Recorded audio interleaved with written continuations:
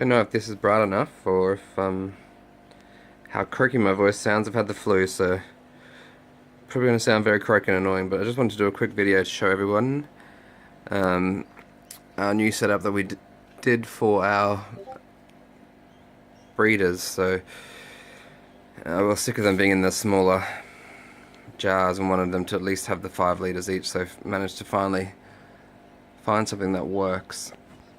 So these are each 5 litre containers from Ikea.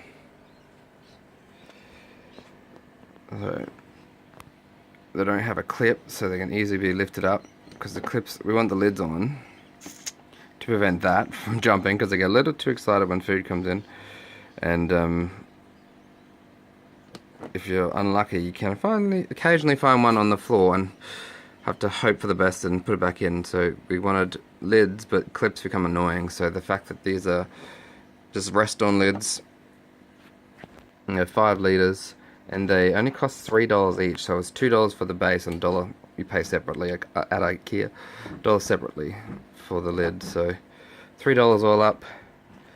Do the same as we did with most of our other setups through winter, and just leave it on through summer to make sure it's at the right temperature. Is the heating cord underneath. There is a bit of a gap, you'll notice here.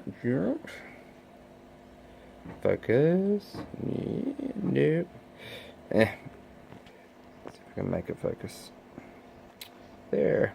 There's a bit of a gap, and we were worried that gap would be too much, that the heating cord wouldn't be resting on the plastic well enough to make it actually heat, but surprisingly that hasn't been a problem. So they seem to be quite warm. All the containers are a reasonable temperature. So yeah, we just done kind of same as of all of our other setups. It's just that now they're finally all in 5 litres each, so they're much happier, much more active,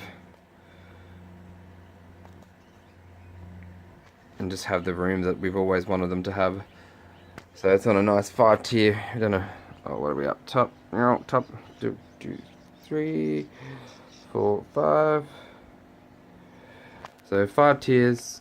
Each shelf on this one holds exactly 8 on each shelf, which makes it nice. We can fit 40 breeders. So at any one time, we've restricted ourselves to 40 breeders so that we don't have to. We don't have too many.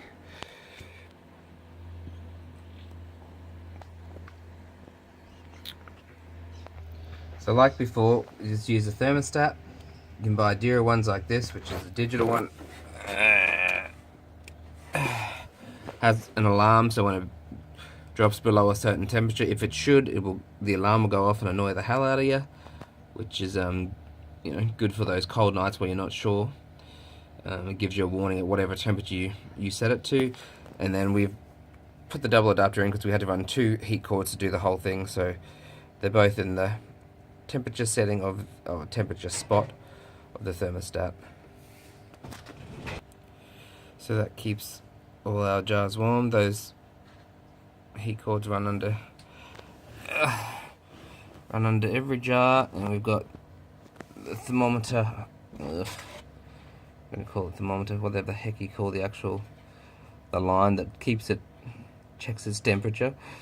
We run one into one of the jars so that we know what at least one of them is at any one time, and it adjusts accordingly to keep it at the temperature you set. So we set it to 27, just because I like to be at 26, and just to make sure that if any are a bit cooler, because you're only going on one jar, so it's a little bit higher, make sure that the others are at least close to that.